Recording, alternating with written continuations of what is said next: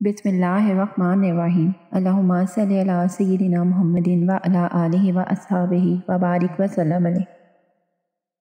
अस्सलामु अलैकुम रहमतुल्लाहि व बरकातहू। आज मैं आप लोगों को अपनी इस वीडियो में बताऊंगी कि मछली ज़िबा किए बगैर हलाल क्यों और कैसे है। अक्सर गैर मुस्लिम सवाल करते हैं कि मछली ज़िबा किए बगैर मुसलमान क्यों खाते हैं और बाकी जानवरों को ज़िबा करके क्यों खाते हैं। इसका जवाब साइंस दे रही है। आसान अल्फाज में यूँ समझ लें कि जिस जानवर के अंदर खून होता है ये बैक्टीरिया और बाकी जरासीमों की रिहाइश गाह है।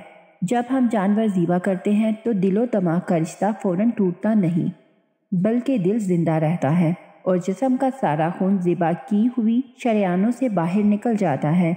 इस तरह गोश्त हलाल और खून से पाक साफ हो जाता है। और अगर ज़िबा ना करें और झटके से जानवर की गर्दन काट दी जाए तो दिल भी उसी वक्त मुर्दा हो जाता है और इसके जिस्म का सारा खून गोश्त में ही रह जाता है जिसमें जरासीम पैदा हो जाते हैं और वो गोश्त फिर खाने के काबिल नहीं होता और ना ही हलाल होता है। इसलिए हम ज़िबा शुदा जानवर का गोश्त खाते हैं।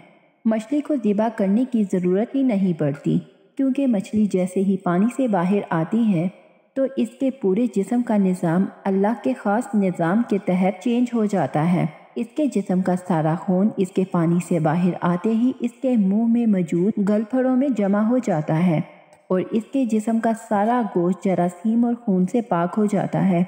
इसलिए मछली को ज़िबा करने की ज़रूरत ही नहीं पड़ती।